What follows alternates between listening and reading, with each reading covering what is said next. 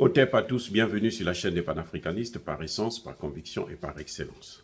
Celle des citoyens kémites par nécessité et obligation de combat.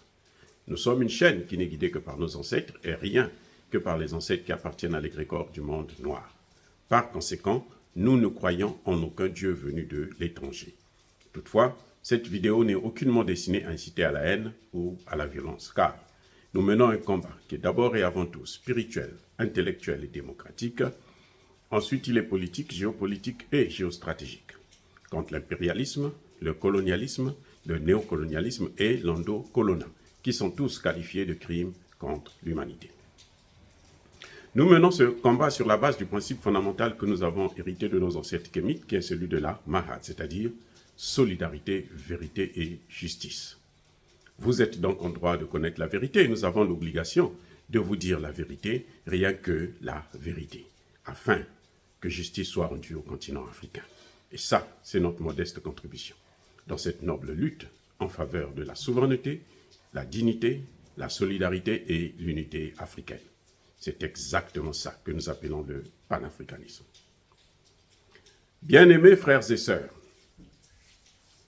le grand journaliste Alain Foka quitte RFI à la fin de ce mois. Des questions se posent. Quelles sont les raisons? Quelles sont les motivations?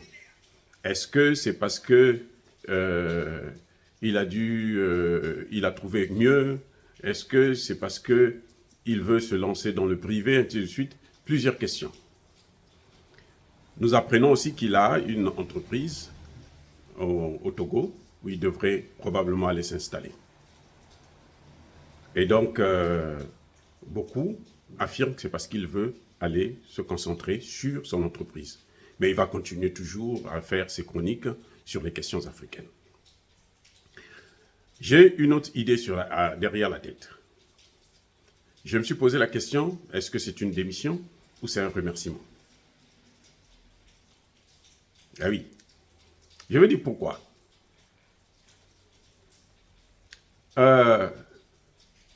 Monsieur Alain Foka, c'était un journaliste de RFI. Et RFI travaille avec France 24 et ainsi de suite. Et nous avons vu comment, lorsque Alain Foka venait interviewer les présidents africains, croise les pieds, les pénètre même dans leur intimité, leur espace. Ça dit que c'était plus qu'un président, puisqu'il était en mission pour la France. Il travaille pour la France-Afrique. Ça, c'est un problème. C'est un problème pour les panafricanistes. Et Alain Foka a joué ce jeu pendant près de 35 ans. 31 ans plutôt. Maintenant, je ne sais pas, ceux qui le suivent, moi je le suis. Et il est même arrivé une fois où je l'ai sévèrement critiqué.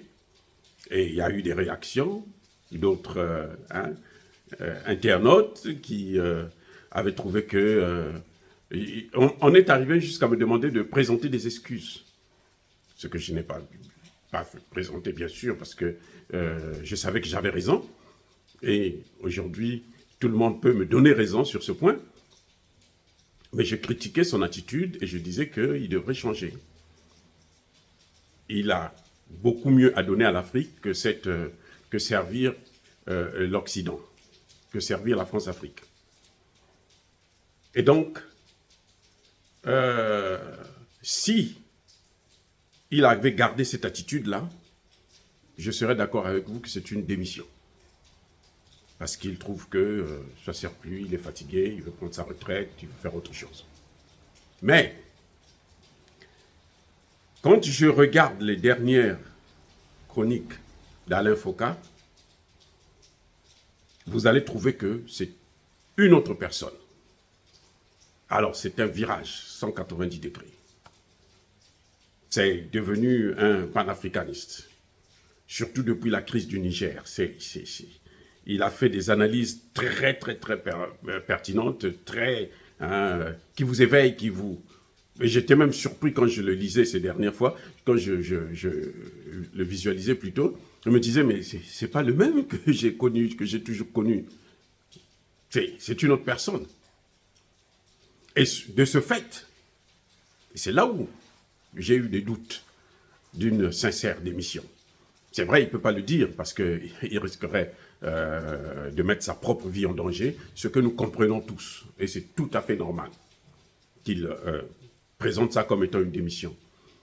Mais je pense personnellement que c'est un remerciement.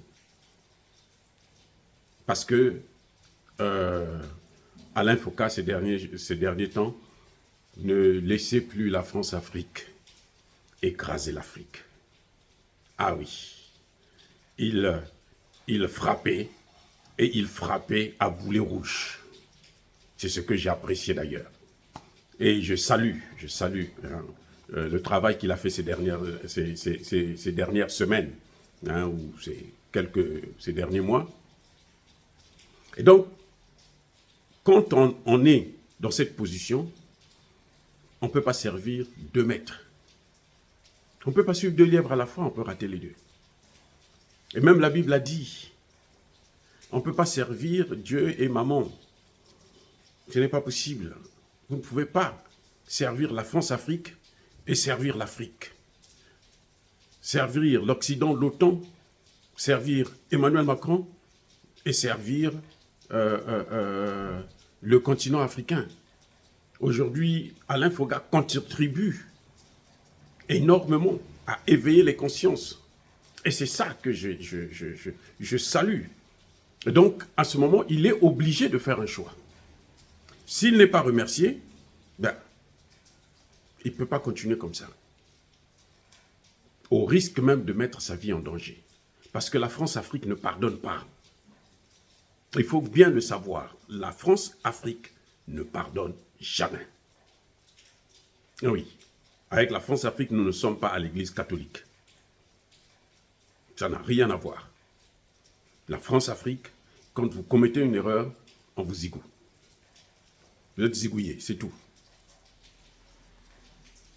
Par conséquent, je pense que M. Alain Foka a probablement été remercié, mais que pour l'intérêt et l'image de RFI en Afrique, ils ne peuvent pas présenter ça comme tel.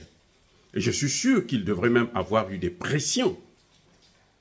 Oui, on a dû lui tirer les bretelles. Pour lui dire que non, mais ce que tu es en train de faire là, ça ne va plus là. Toi, tu ne travailles plus avec nous. Tu travailles pour qui? Parce que celui qui n'est pas avec nous, il est contre nous. Ça, c'est George Bush qui le disait. Et que vous êtes obligé de suivre la ligne éditoriale de RFI et de France 24. Et Alain Foka ne la respectait plus. Il sortait de cette ligne. Il faisait maintenant le journalisme indépendant. Il parlait en tant que journaliste et il disait des choses sincères, avec des recherches très très poussées, que j'apprécie, que j'aime. Oui, donc je pense que ce que je peux dire, c'est qu'il a fait un bon choix, un très bon choix. Mais je dois avertir à notre frère Alain Foka du Cameroun qu'il faut qu'il fasse très attention ces derniers temps, enfin, surtout ces derniers temps, parce que, comme je disais tantôt, la France-Afrique ne pardonne pas. Ah oui. Et ce n'est pas lui qui fera, avec lui qu'ils vont faire l'économie d'un nouveau crime. Donc il faut qu'il puisse vraiment être très attentif, être très prudent dans tout ce qu'il fait, dans tout ce qu'il consomme, partout là où il va, les rencontres, avec les mêmes qui travaillaient avec lui. Je vous rappelle encore que le professeur Omotunde a été empoisonné. Ah oui. Donc, pour moi, je pense que le journaliste Alain Foka a fait un bon choix, mais il faut qu'il fasse très attention parce que les gens pour qui il travaillait sont très dangereux et très rancuniers. Dire cela, c'est inciter à la haine ou à la violence. Non. Yaba, colère, encore une fois de plus, bien-aimés frères et sœurs, soyez bénis. Je persiste et je signe. Soyez abondamment bénis par le Dieu des Kémités, par nos ancêtres angélisés. Mais que tous ceux qui persécutent le continent africain le pillent et le déstabilisent. Qu'ils soient noirs, blancs, chinois, arabes, indiens ou qui qu'ils soient punis, maudits, foudroyés, neutralisés, écrasés, effacés par le Dieu des Kémites et par nos ancêtres angélisés. Vive l'Afrique éternelle. J'ai dit et j'assume.